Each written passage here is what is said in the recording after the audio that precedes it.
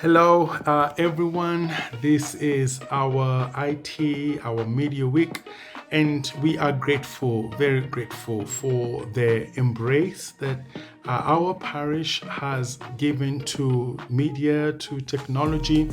All our three congregations at different levels have really embraced the use of technology, and we keep rising, we keep scaling up. And so this week, as the media team leads us in different conversations to enlighten us on the role of technology in ministry, one of the things that stands out is the role of media and technology in evangelism.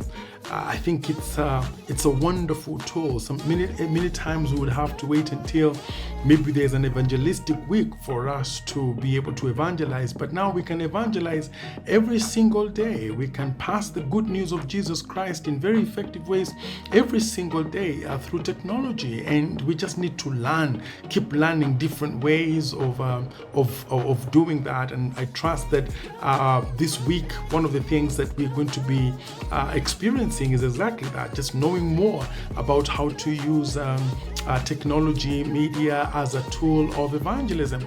Also very key to ministry efficiency, because sometimes we look for ways in which we can make our ministry more efficient. For instance, the way we communicate. Media is such a wonderful tool of making sure that people get information, so we can use it at our different levels of church administration to enhance communication, even meetings. Sometimes we will be able to shrink our meetings and also shrink our meeting times by use of technologies, but we'll need to learn about how to utilize technology to even hold technical meetings and a lot more. And I think also important in technology is just trying to see it's a very big space when it comes to ministry innovation, that we can be able to, beyond our regular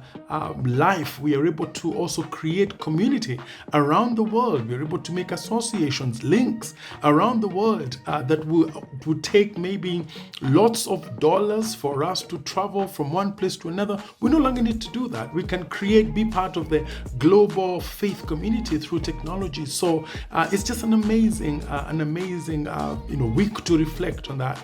And I want to appreciate all of us because we as a parish, we have also been very open to moments when we have used technology to do particular programs, like programs that are not available on the ground but are available virtually. We've been able to embrace that, and we can only grow. And therefore, as we continue with this week, let us support the IT, the media ministry in terms of their programs this week. Let's also receive their ministry this coming Sunday at the same time, where we need to use this Sunday to be able to scale up in terms of our equipment. Let us also support this ministry. Media, we can say, is good news to the good news. Let us enjoy this week. Let us expand in this week. Let us learn this week. God bless.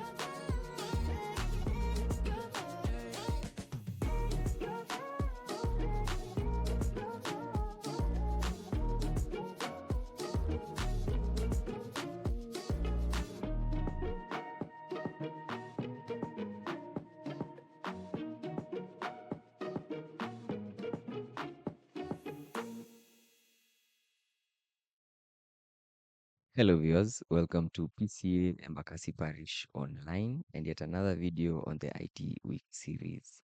I am Tony Mudomi, your host for today, and I'm joined by a special guest. He has been in the Kenyan tech space for over 20 years and he is currently the CEO of Sybrin Kenya and is also the Regional Director of Sybrin East Africa. Mr. Joe Kiragu, welcome. Thank you very much, Tony. And good evening, viewers. Welcome to this particular channel that we are running this particular week. We are having the IT Tech Week happening at PCEA Embakasi Parish. So my name is Joe Kiragu. I'm the chair of the IT Media and Communication at PCEA Embakasi Parish. I love the Lord. and I'm passionate about technology. So going straight to the introduction question, Tony. Yes, I've been in the tech industry for many years, Mm. and I'd love to share, some of the experiences that I've had over the years. Thank you so much. So let's get straight into it. Joe, you have been in the industry for over 20 years. Can you share some of the most remarkable tech advancements you've seen in the Kenyan tech space? Thank you. So I've seen quite a lot of growth in the tech space over the last 20 years, having worked in various sectors, ranging from telecommunication, aviation, internet registry, and now in the software industry for the last 15 years. So I've seen quite a lot of changes happening over those particular years. I'll just mention a few. Adoption of technology has been increased over the years when I compare to back in the 2000s today. IT is an integral part of everything we do today. It's an integral part of our lives. It's an integral part of every sector that you talk about has an IT element to it. Back in the days, IT was just a support department. Today, it's become a core department in each and every business that you're doing. Technology has become more affordable compared to where we were many years ago, including gadgets, space, and all that. Just to give you an example of gadgets, and specifically phones, I bought my first GSM line back in 2002, and the line used to go for 2,500. How much does it go today? You just get it for free. The gadgets, even the phones, the basic featured phones that you'd buy then. I remember my first phone was called the Sagem, and I bought it for 3,000 shillings. You struggle to raise that 3,000, but you really feel that you have a phone. Today, with that much, you can get a basic a smartphone. So a lot has changed over the years. Yes, there's been a lot of increase in internet connectivity and growth. Where we started, with connectivity that was slow speed, although we deemed it at first then. We've changed to that a lot. In the Kenya space, if I will talk about the demographics that we have at the moment, the Kenya internet penetration is about 41%, according to CA, Communication Authority data. We have about 22.71 million internet users as of January 2024. So you can see we've come to a big space in terms of connectivity of internet compared to the years back then in 2000. Social media and digital platform has become a thing of today. We've evolved from chatbots like MSN messengers, Yahoo Messenger, which was a thing for elite then, but today we have better platforms: Facebook, Twitter, Instagram, TikTok, all this, LinkedIn, and more social media that are available across the different sectors. And social media now has become a key driver of business, politics, and culture, communication, and even in marketing. So we're seeing a lot of change over the last 20 years. Wow, that's very insightful. You've mentioned Sagem, and I have been privileged enough to see such phones, and which also segues to the next question. We have moved from phone booths to smartphones over the years. Do you miss phone booths? I'm sure you interacted with some of them. And also, how would you say the telecommunications industry has then evolved? Can you elaborate more on that, please? Yeah, yeah. I've worked in the telecommunication industry also for a number of years, and there's been a lot of shift in some of the areas. One area I'll talk about is the digital shift, in broadband. We've transitioned from dial-up. I'm sure so many of the youth today don't know what dial-up is. Okay, so dial-up was the internet of thing that then in the 2000s, where you will connect your PC with a modem and your phone line, the landline that we used to have, the copper wire going through the telecom then. So it used to be very prestigious to own a dial-up, which was a 56 kbps.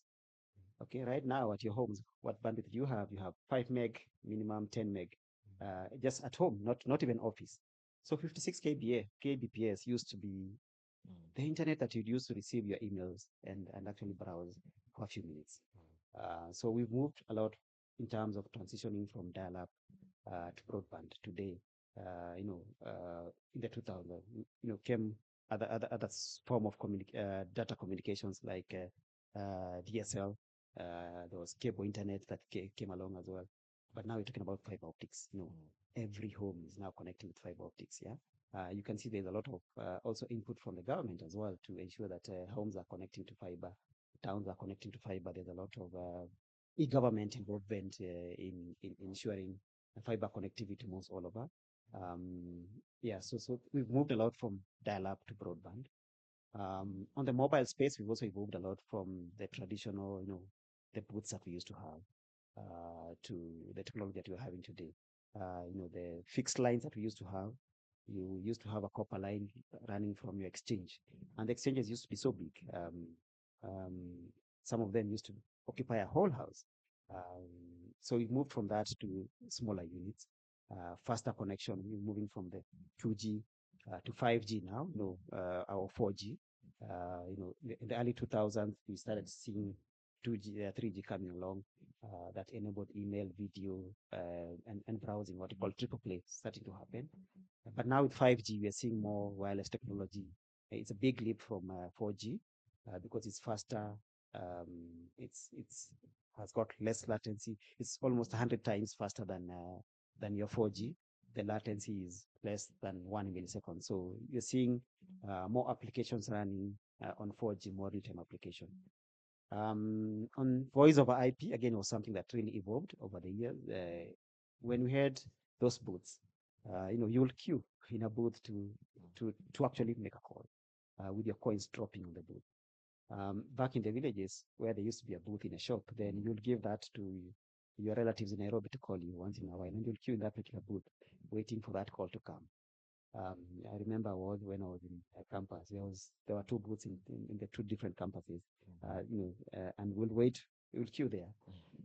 And funny enough, we were cheeky sometimes to be able to know how to tap and call on the booths without coins.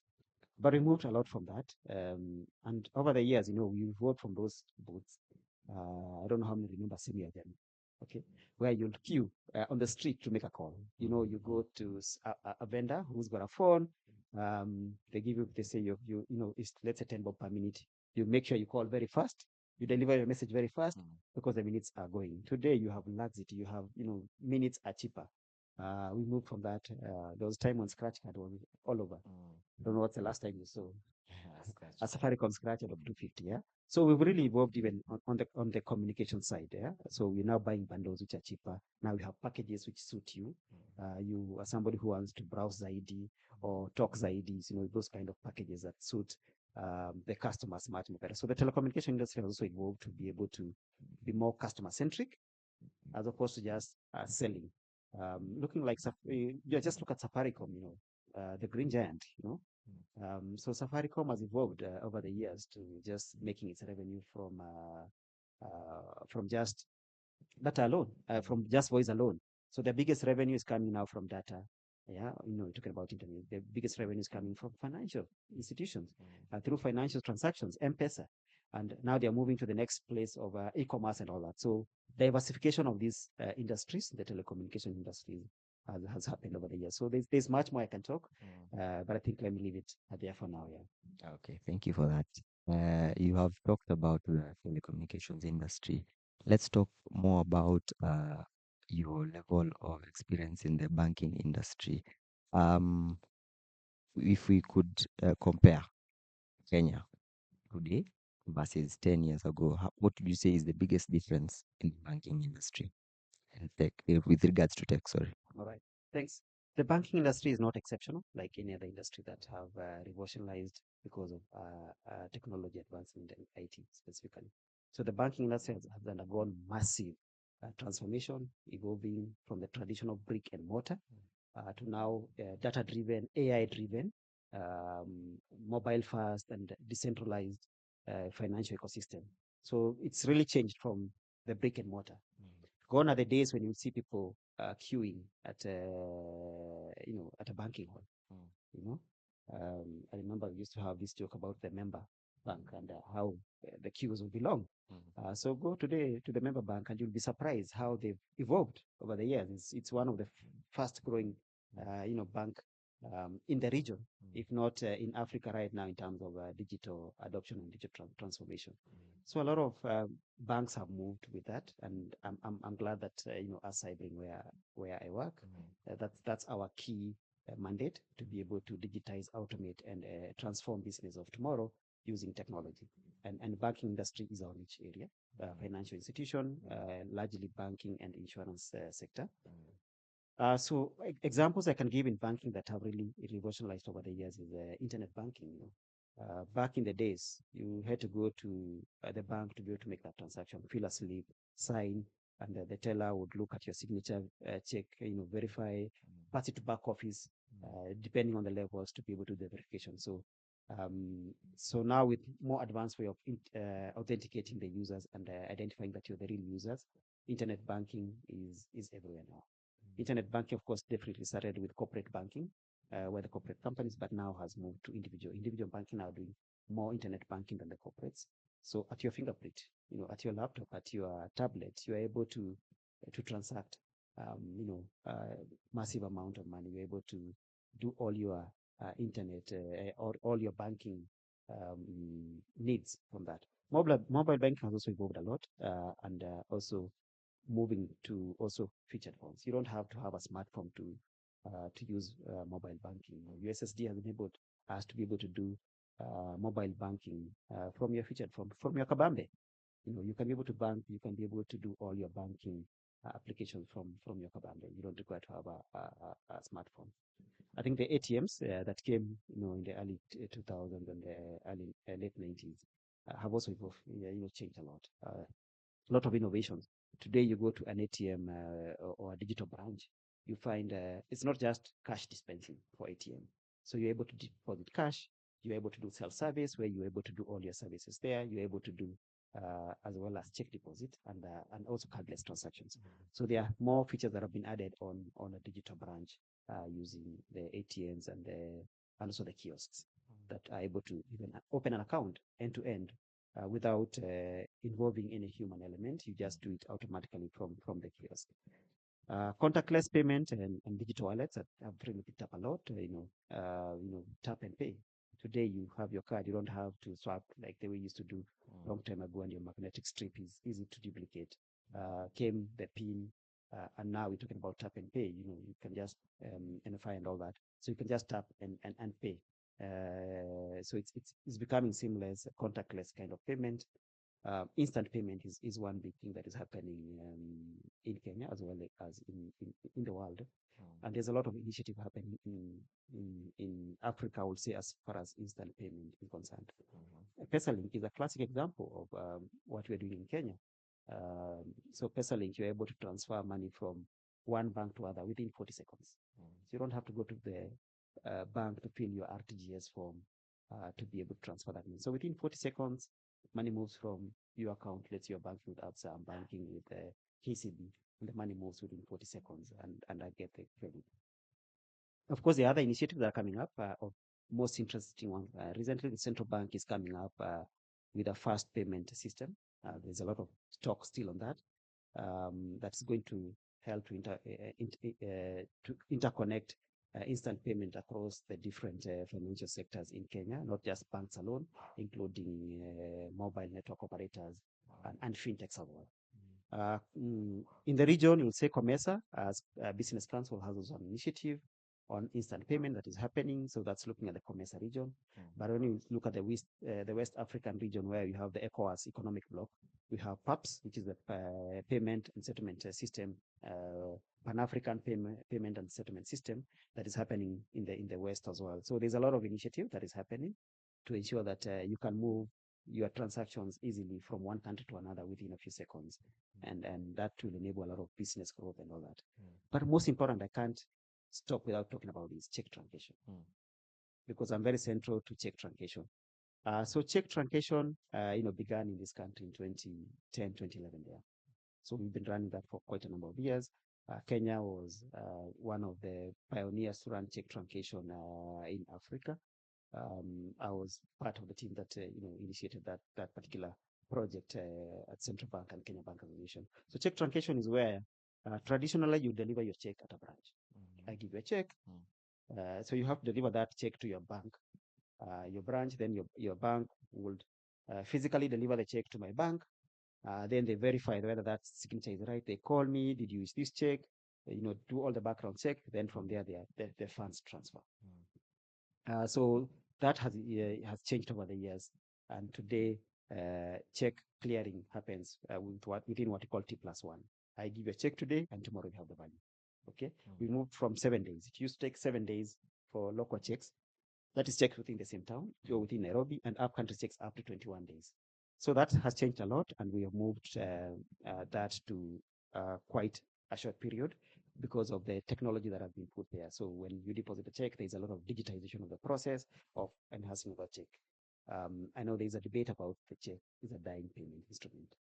But I have very interesting factors about Kenya. I think it's here to stay for the next 10 years because checks are used in Kenya for very interesting reasons because of the way our economic landscape is as compared to other areas. We are moving now to digital checks.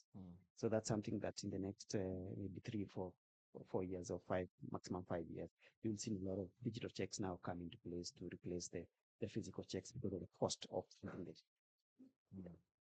Okay, this is turning out to be a nostalgia trip, and we tend to take for granted just how far we've come. Now, you've mentioned Sybrin, where you work, and it is a software company with roots all around the globe. Would you care to elaborate just how intensive the software industry growth has been? Yeah, thank you, Tony. Yes, I'm in the software industry, and software has, just like any other industry in the IT, software has also changed a lot from where we came back in the days to today. There's been a rise of web and enterprise software solutions compared to where we were many years ago. Desktop applications like, for example, Photoshop, Microsoft Office, dominated back in the day, but web applications like Google Docs and Gmail have gained traction over the years. We are seeing a lot of enterprise software like ERP, CRMs, and human resource management becoming essential part of business, SAPs and all that. Yeah, Salesforce, Oracle, financials, they are taking a center place in most businesses, including the SMEs. And why do I say the SMEs? There's been a lot of shift to software as a service, as opposed to the traditional licensing of software where you'll have to buy a software at a cost and pay annual license to it, which for a small SME is a big capital expenditure or big capex. So now software has moved to what you call software as a service. You pay per use, just like we have tokens today. You pay per use. So I only have 2 users, so I only need to pay for those 2 users. I only using this application this month, next month I don't want to use it. Then you only pay for what you're using. So software as a service has really taken place. There's been a lot of change also in cloud computing that has really changed a lot of how we do business, mobile application, and the whole element of DevOps. But on cloud computing, I'll say, we've moved from on-premise software to now software as a service. We also moved from on-premise hardware to cloud hosting. I don't have to physically buy a server that was, let's say, for $500,000. And I'm an SME. I can just lease that particular virtual server, from the cloud and use it when I want to use it and pay as per use, software as a service. So serverless computing, microservice architecture, replacing the traditional monolithic application has become real. Also very interesting in my space of software, and what we're doing right now is moving to a lot of low code platform. Low code platform is a platform that you can use to develop your applications as a novice user. You don't have to be a gig software developer to develop an application. You have drag and drop UI UX interface that you can be able to build your own application rapidly, and you have your prototype running within a few minutes, and from there you can deploy it to your a real production environment to start using. So we are moving a lot to low code platform. So platform taking place as opposed to having you building your applications from scratch. So a lot is changing also in the software industry. Yeah. Wow, that's great.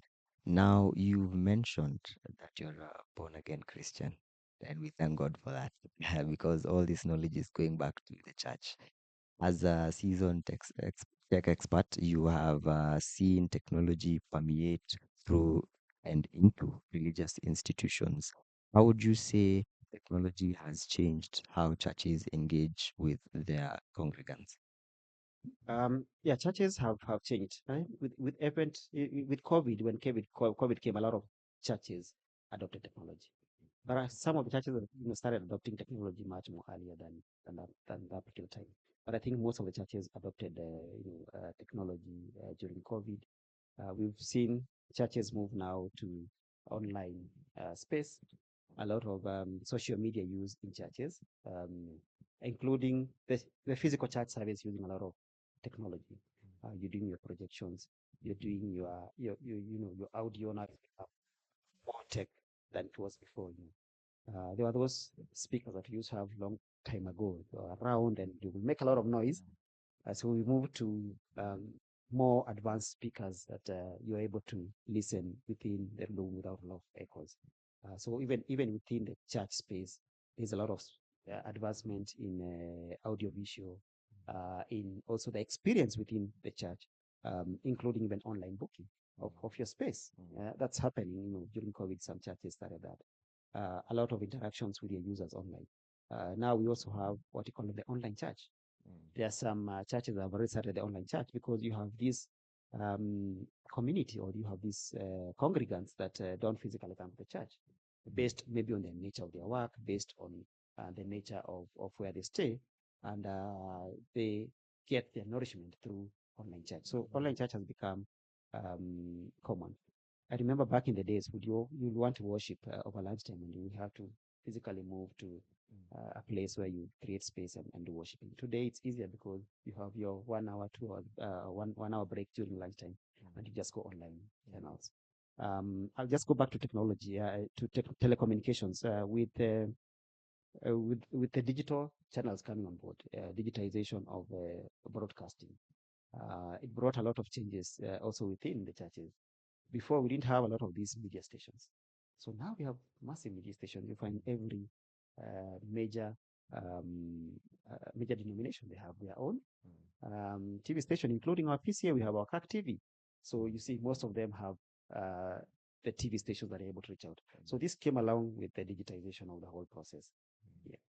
Okay. Yes, you have started talking about how church is more online. There are a lot of online gatherings than in-person gatherings. And we are now moving to a digital ministry space. And when did you not start noticing this shift? And where would you say the 21st century church is going? Yeah, thank you. I think, like I said, during COVID, a lot of changes started happening then, and you started seeing churches adopting technology. Because traditionally, churches were very hesitant to adopt technology. They, it had to be physical.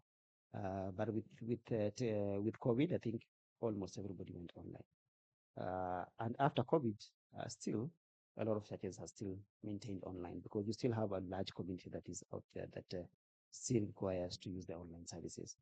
So where I see this happening, I think I'm seeing a lot of changes happening in that particular space. I'm seeing a situation where now the online church becomes a reality, because I think we are still shying away that it's not a reality, but it is a reality right now, that where we have a community that does not physically come to church, but feels part of that particular church, and does online service. Yeah. Okay. Social media has also been a key innovative tool for these online churches. Yeah. How would you say the platforms of social media like WhatsApp, TikTok, YouTube have helped to change the faith-based content? Sorry. Yeah, thank you. So, yeah, social media has helped reach out to more people, has helped out reach out to the congregants more easily, in a manner they can understand. For example, today, if you have a youth, a large youth population in the church, and definitely youth are the biggest population in this country or in the world. So you're required to reach to them in a language that they can understand. So you have to be able to communicate them in their own language, in their own channels, in their own space. So churches cannot be left behind and saying that we don't want to take part in this in social media. So social media is a key element nowadays of worship. Okay, you are able to spread out the gospel through social media. Send out the message, send out communication. Send out messages of the gospel, whether it's preaching, whether it's conducting also prayer sessions and all that. Social media has become a key element of communication as well. Okay, thank you. For church leaders hesitant to embrace digital tools, what would be your pitch to convince them to embrace tech in the church? I think if change is happening, then you must change. You must be part of that particular change. If you don't change, then the change will happen and you lose out a lot. So change is inevitable and change is real. So they must be willing to accept that technology is here and technology is what is driving the world today. Like I said in my opening remarks, technology is in every sector, including the church. It's a central element of the church today. Like just any other organization where IT is just another support department. Even within the church, IT is a key element of the worship. So it's time also the leaders also realized and supported the IT ministry, supported the IT initiatives that are happening from the churches, because that's where we're moving to, and that's where the world is moving to. Everything is technology. That's great. So, what are some of the challenges you would say that arise with the rapid technological advancements in Kenya? Yeah, I think the biggest challenge I would say at the moment, with this rapid change, of course, as change is happening, there are a lot of threats that are coming. And the biggest threat is cybersecurity and privacy. So there's increased number of cyber threats that have led to growth in cybersecurity solutions that have also innovated. Just like we normally see in the antivirus, somebody will make a virus, but somebody has to make the antivirus. So the same case, threats are coming, but the cyber security solutions are coming. I don't think we need to be afraid of that. That is the nature of how technology comes.